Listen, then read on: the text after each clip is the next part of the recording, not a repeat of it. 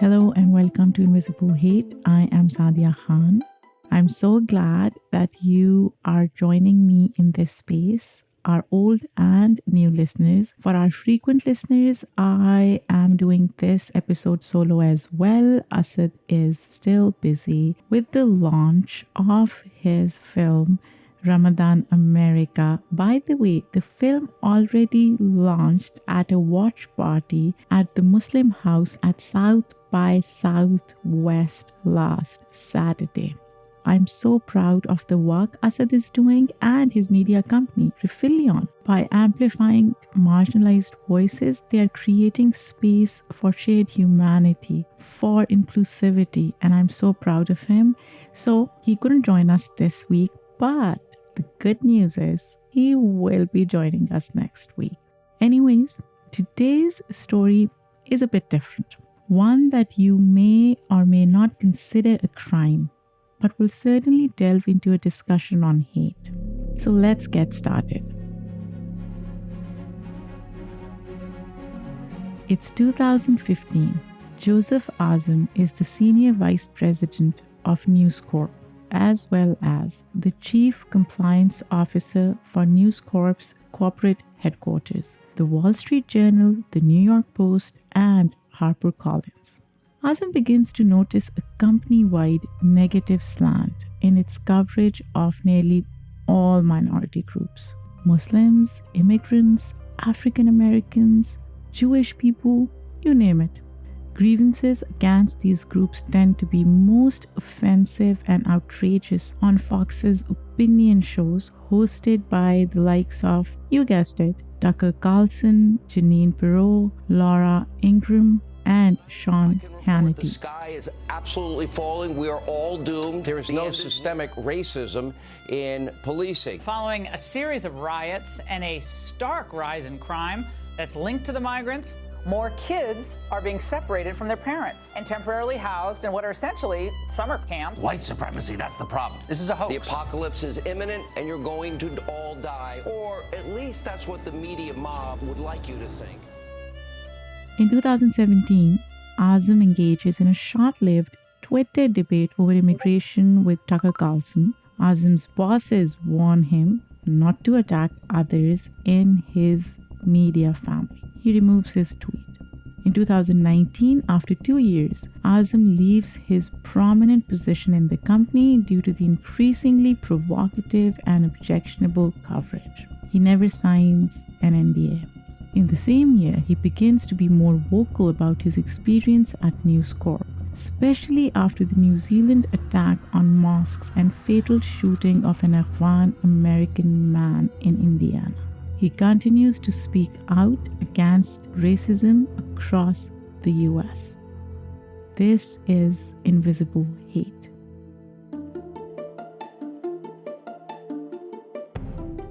Welcome back to Invisible Hate, a weekly true crime podcast in which Asad and I attempt to uncover the ugly truth behind various hate crimes, both recent and historical.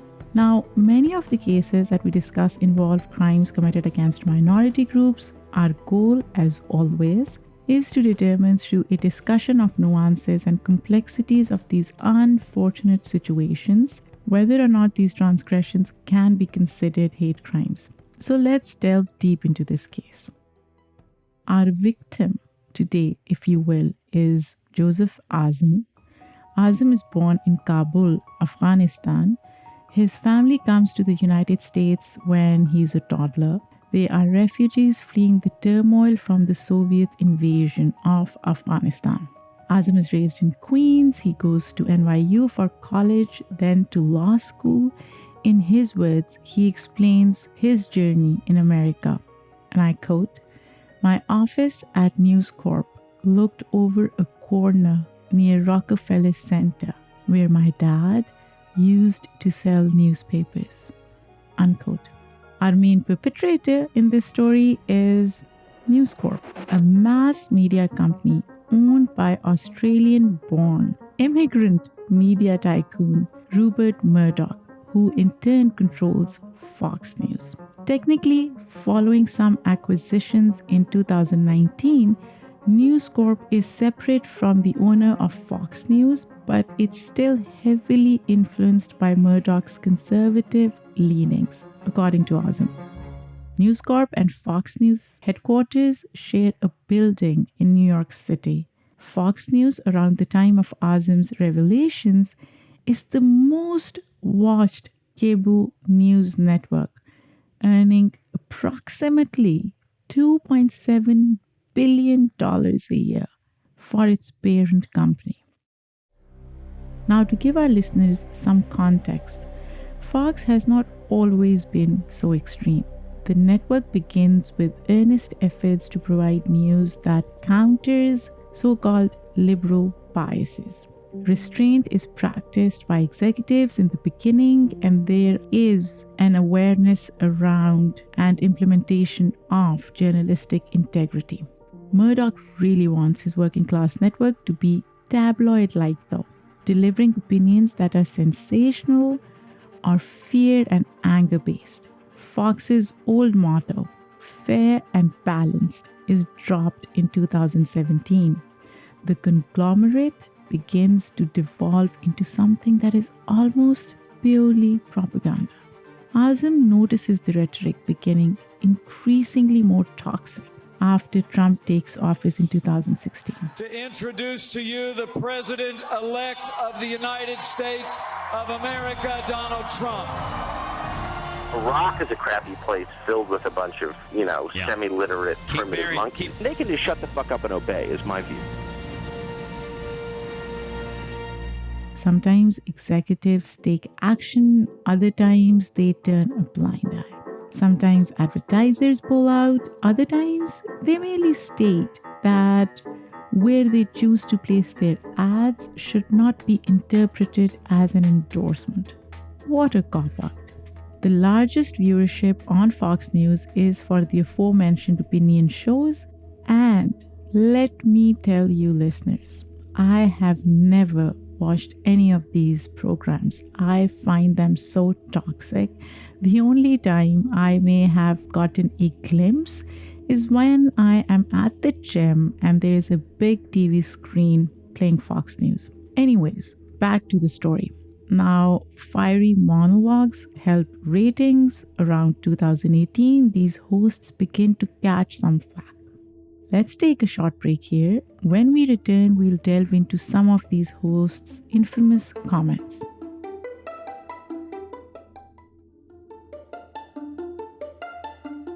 Welcome back to Invisible Hate. We are going to start with Laura Ingraham. Hello, everyone. I'm Laura Ingraham. This is the Ingraham Angle from Washington. Thank you so much for joining us. Ingraham starts hosting the Ingraham Angle, an evening news and opinion show in late 2017.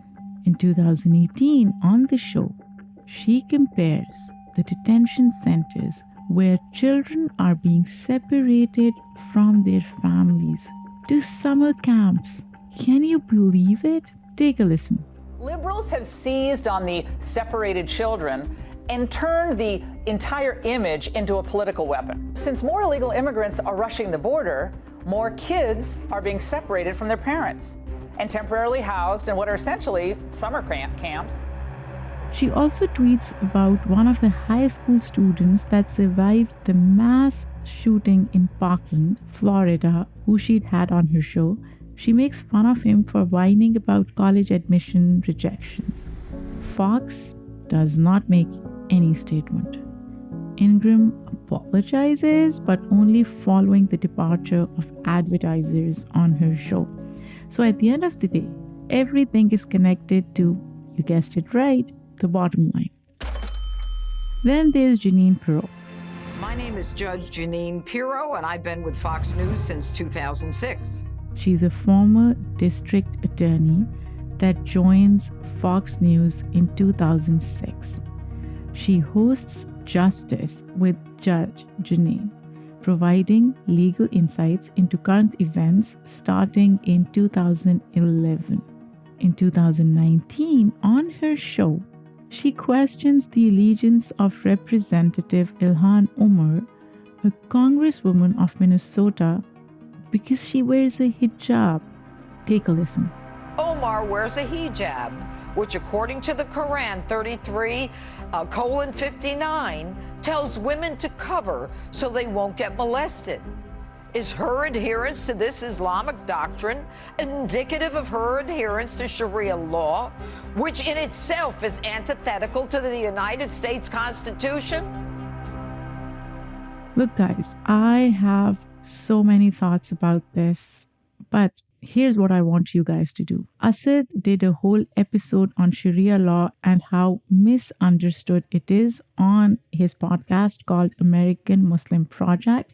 We will share a link to that episode in our show notes, and I highly recommend checking that episode out. Anyways, once Azam publicly voices his problematic encounters at his former employer, the Fox network condemns Perot's anti-Muslim remarks. I really don't know what that condemnation entailed, but it seems like they did condemn her anti-Muslim stance. Her program goes off air for a weekend, only a weekend, and she is temporarily suspended. She does not, by the way, apologize, but releases a statement explaining, and I quote, "My intention was to ask a question and start a debate, but of course, because one is Muslim, does not mean you don't support the Constitution," unquote. Interestingly, she has ties to Trump. Much more on him later. Now, Perot is also involved in 2 lawsuits for defamation, including one by a Black Lives Matter activist and as part of a voting company lawsuit where Fox claims they tried, and by they I mean the voting company, tried to rig the election for Biden. Evidence in the latter lawsuit contains an email from a producer warning that Perot is using conspiracy theories to justify Trump's lies about the election. Fox's lawyers assert reporters' privilege for some of the questions during the deposition, allowing her not to answer. Fox declines to comment on the case, most likely in an attempt not to ostracize her audience or Trump. And then there is arguably the biggest offender, Tucker Carlson. Good evening and welcome to Tucker Carlson. Tonight we're having a lot of gun control debates this week. Carlson is hired in 2009 as a Fox News contributor. From 2006 to 2011, he continuously calls into the absurdly politically incorrect radio show hosted by Shock Jock, Baba the Love Sponge. What kind of name is that? It's the Bubba the Love Sponge Show on Howard 101. And we got a whole... Carlson's misogynist, racist commentary is welcomed by right-wing audiences. His offensive statements are so widespread that it's hard to choose. But let's listen to a few. Well, I love women, but they're extremely primitive. They're basic. They're not that hard to understand. This may be a lot of things, this moment we're living through, but it is definitely not about Black lives. And remember that when they come for you, and at this rate they will. We decided to take a more detailed look at the link between immigrants and crime in this country. We really don't have good numbers on the crimes committed by immigrants, illegal and otherwise. Mexican citizens make up more than 14% of the entire federal prison population. Why is violent terrorism an inevitability in Europe? There are a lot of Muslims living in Europe now. Who would have thought that all those migrants are having a big effect on the crime rate? Can you guys believe this man is one of the most popular hosts on television? I'm shocked. I really am shocked. More than shocked, I am disheartened. I am so disappointed. Anyways, in 2016, he begins hosting his own show, Tucker Carlson Tonight. In 2018, Carlson says on air that he believes immigration makes the US, and I quote, poorer and dirtier and more divided, unquote. And let me point to what I said in the beginning. Remember when I introduced Rupert Murdoch, I said an immigrant? That was intentional. A lot of people don't know this or may not know this, but he is an immigrant. His kids, most of them at least, are immigrants. So is Carlson saying his boss makes America poorer, dirtier, and more divided? Think about it, guys. A lot of times, this is incitement of violence and nothing more. Now, 20 or so advertisers refused to air their ads after this comment. The Gay and Lesbian Alliance Against Defamation calls out Carlson's hurtful and dangerous commentary on various marginalized communities, saying, and I quote, "There's no mistaking it. Tucker Carlson's words were ugly, inaccurate, and un-American, and advertisers did the right thing by ending support of him and his show," unquote. Now, Carlson is not intimidated nor swayed by threats of losing ads. He will keep delivering, in his words, the truth, quote unquote. The network defends him, making the following statement, and I quote, "We cannot and will not allow voices like Tucker Carlson to be censored by agenda-driven intimidation efforts from the likes of MoveOn.org, Media Matters, and Sleeping Giants. Attempts were made last month to bully and terrorize Tucker and his family at their home. He is now once again being threatened via Twitter by far-left activist groups with deeply political motives. While we do not advocate boycotts, these same groups never target other broadcasters and operate under a grossly hypocritical double standard, given their intolerance to all opposing points of view," unquote. Regardless, the ads that are dropped are merely moved to other shows on Fox, creating no revenue loss. Around 2019, offensive clips from Carlson's old calls into the Bubba the Love Sponge show, which again is a very weird name, start to resurface. The network makes no comment. Carlson doesn't apologize. In fact, he thanks executives for backing him. He complains that he's the victim of a liberal mob. Here we go again. And says white people caught for things are automatically accused of being racist, especially by black politicians.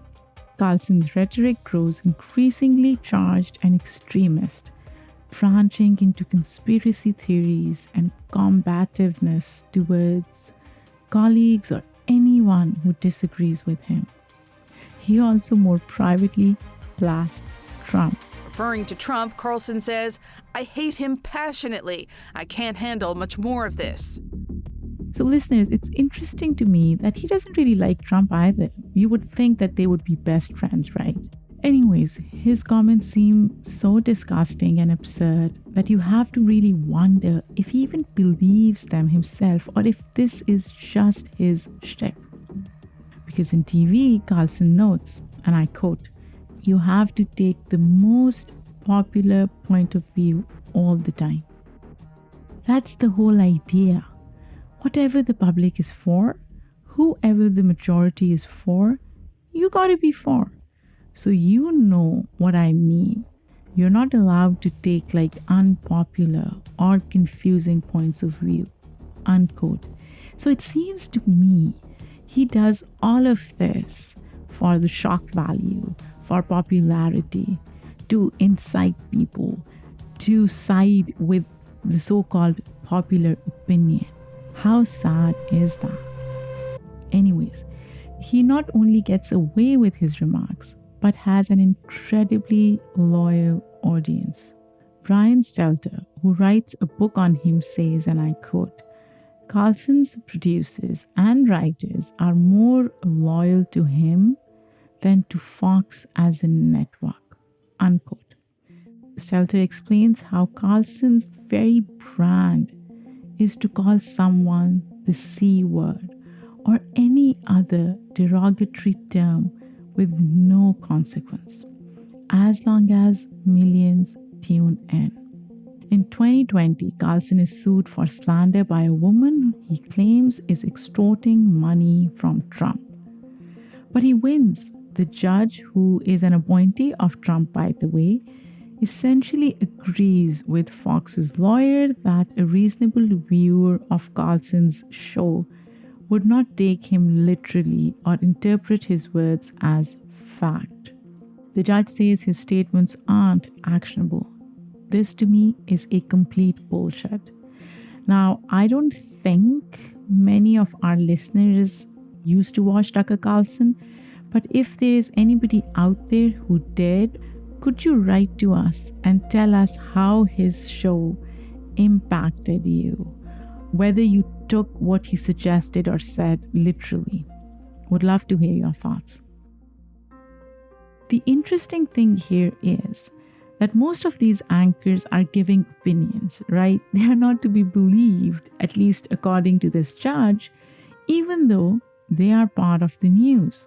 But then we should call them entertainers, and they are catering to the most popular viewpoints, right? Then it's not a news channel, not at all. For me, what's hard to understand is how so many viewers can really tune in to such hateful shows and whether or not they are able to parse out fact from fiction. In 2023, Carlson is sued by a producer of his former show saying the workplace is abusive and rampant with bullying, bigotry, and sexism. The network settles for $12 million. I'm happy to note that in April 2023, following the giant lawsuit against the network by the voting equipment company for which Carlson is singled out, he is finally fired. This is despite being the host with the most viewers on cable TV. Now, Lachlan Murdoch, son of Rupert and current chairman of News Corp and Fox Corporation, does not state the motive behind his firing. Listeners, we are going to take another break. When we come back, we'll talk about the media ties with the White House.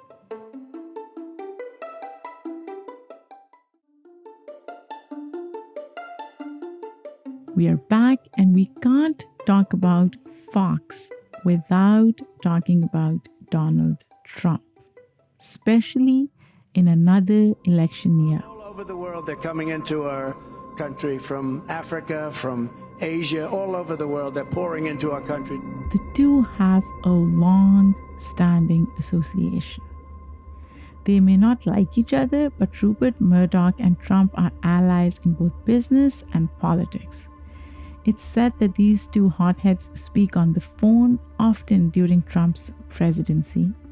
Now, the media has historically influenced American politics, but not at all to the extent that it does once Trump takes office. Nicole Hammer, a scholar of the conservative media's impact on American politics, calls Fox, and I quote, "the closest we've come to having a state TV," unquote. The network relies on fear to radicalize people. And fact or fiction, Trump simply retweets what Fox airs, controlling the disinformation that people receive. Meanwhile, cable ratings tend to spike when there is good news for their audience, so Fox can get a major boost in viewership if Trump shares the right stories. Also, several Fox executives are hired in the administration and vice versa. In July of 2018, the former co-president of Fox News is appointed as Trump's Director of Communications and Deputy Chief of Staff. Note, I'm calling him former co-president because he was forced out after abetting sexual harassment, cover-ups, payoffs, and victim intimidation at the network. Yeah, let that sink in. In 2019, during a press op at the Mexican border, Fox host Sean Hannity arrives before all other press and appears to be familiar with the Secret Service. Trump then grants Hannity an exclusive interview. It's Hannity's 7th inclusive and Fox's 42nd, compared to 10 total interviews to the 3 biggest competing channels. Trump basically refuses to work with CNN, which he denounces as quote-unquote fake news. The Fox network claims this has all been done by previous presidents and that they are impartial, having challenged Trump's administration in some of their shows, which is a complete BS to me. Anyways, finally, we need to address the role of extremist government watchdog organizations, of which there are many, but I will point out a few.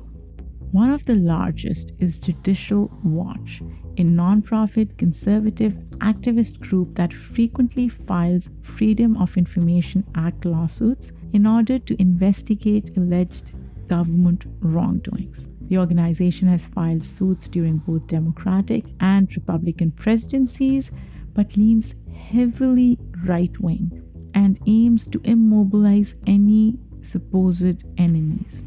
Many claims are said to be bogus and dismissed, but both politicians and like-minded media pick up the story, resulting in disinformation, reduced integrity, and sometimes payouts.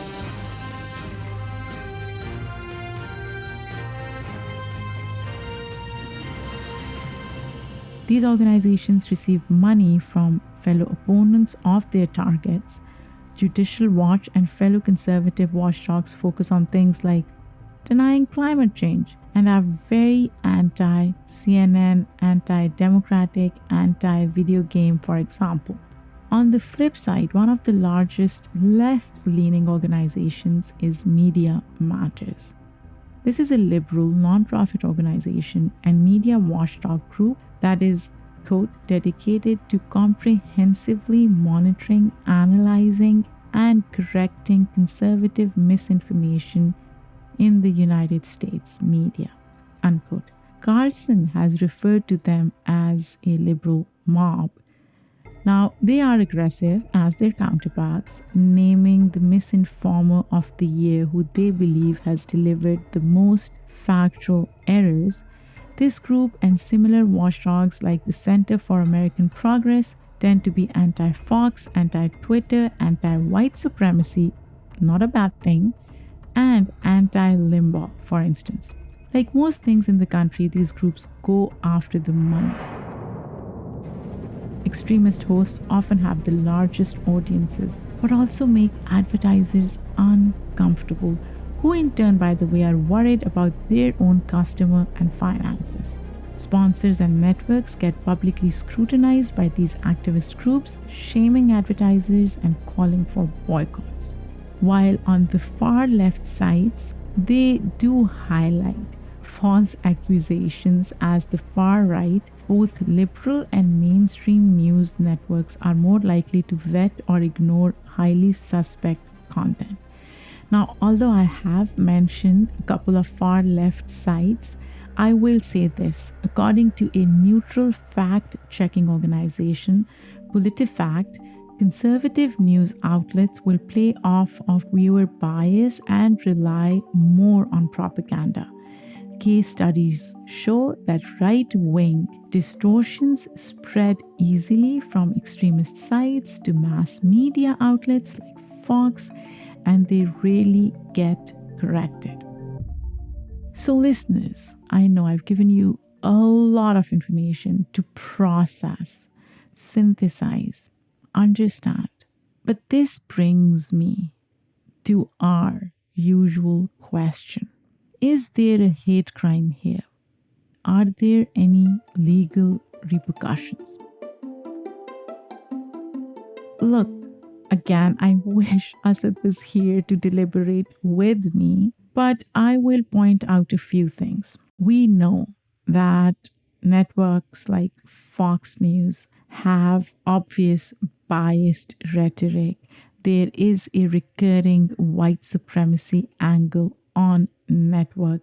They have undeniable influence over viewers that will take their reporting as gospel. And we do have evidence from producers that content is inappropriate. Like, think about it, a network that dehumanizes immigrants all the time is created by an immigrant. How fucked up is that? Now, on the flip side, there are rare legal consequences or prosecution, and Fox does check diversity box by hiring employees from minority groups and sometimes hosts stuff for shock value. And at the end of the day, we have to remember the bottom line is driving everything. It's the money, right? Here's what I want you guys to think about. Now, we know that Fox has had sponsors dropped. That's a good thing. We know that many hosts have been sued for defamation and that Fox has been sued on behalf of hosts like Carlson. People have lost their jobs. But my question to all of you is, at what other price have these celebrities been allowed to make up news? How many biases have extremist media figures or organizations played on and worsened? How many have inspired and incited hate crimes? That's the actual question. The more we've done this show, the more we've asked ourselves how some people develop so much hate in their heart for a person or a group they are often not even familiar with. Look, biased words can lead to biased and often violent behavior, as we see time and again. Of course, all news is skewed to some extent. Even our podcast, we do look at things through a certain angle, but we hold ourselves accountable to higher standards, higher ethical and moral standards. We try to be as accurate as we can. We honor victims. We try not to sensationalize stories. So at the end of the day, the question we should all be asking is, should opinion shows merely be viewed as entertainment? Do we agree that right-wing audiences are more influenced by propaganda? Would love to hear all your thoughts. Write to us, ping us. We would love for you to partake in this very important, crucial discussion, especially in the election year. As for what's the latest, other employees from conservative media outlets have followed suit after Azam resigning because of, and I quote, increasing polarization and paranoia among their viewers, unquote. Fox itself may end up suing Carlson for breach of contract regarding his new show on Twitter. Who knows? However, the reality is that Fox News Network is not going anywhere. And the divide in this country is bigger than ever. It runs so deep that we are unable to see humanity and empathy in each other.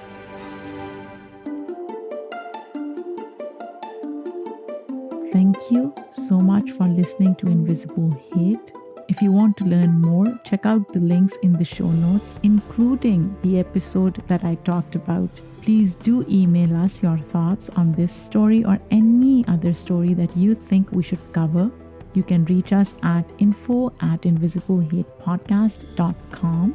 You can also tweet us or hit us up on Instagram. Just search for Invisible Hate Podcast. Thanks again for listening. If you like what you hear, please share with a friend. Invisible Hate is a joint production of Refilion Media and Immigrantly Media. We would like to thank our team, which includes Michaela Strother, Lindsay Gamble, Emmanuel Monahan, and Paroma Chakravarti. Our music is done by Simon Hutchinson. Hopefully, I will be back with Asad next week for another hate crime for us to analyze. Until next time, I am Saadia Khan.